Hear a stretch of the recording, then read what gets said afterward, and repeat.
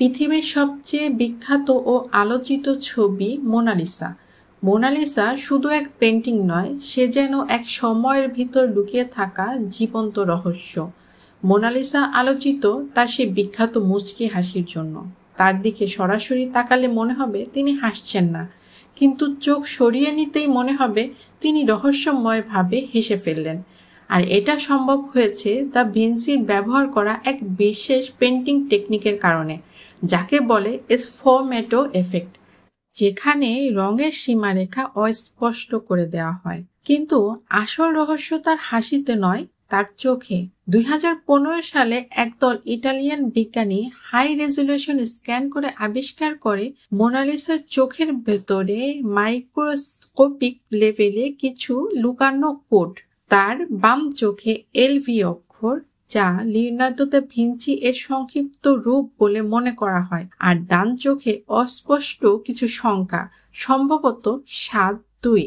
বিজ্ঞানীরা এখনো জানে না এই সংখ্যা কি কোনো তারিখ নাকি কোনো গোপন বার্তা। আরও অবাক হওয়ার বিষয় হলো, যখন ছবিটি ইনফ্রারেড স্ক্যানারে দেখা হয় তখন দেখা যায় মোনালিসার নিচে লুকানো আছে আরেকটি মুখ। মানে লিওনার্দো দা ভিঞ্চি হয়তো একই ক্যানভাসে দুটি ভিন্ন নারীর মুখ এঁকেছিলেন। কিন্তু কেন? কেউ বলেন তিনি এক পরীক্ষার অংশ হিসেবে মানুষের পারফেক্ট ফেস তৈরি করতে চেয়েছিলেন।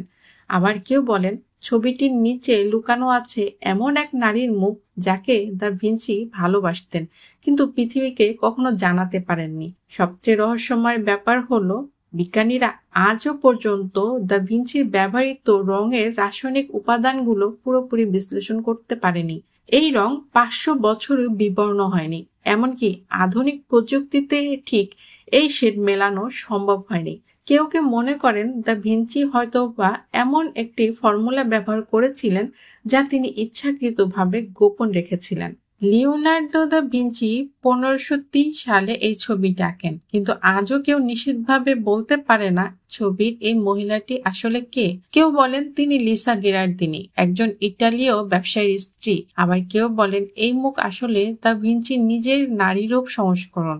যদি এই রহস্য আপনাকে একটু হলেও ভাবিয়ে তোলে, লাইক দিন এবং সাবস্ক্রাইব করুন এমন আরো অজানা কাহিনীর জন্য।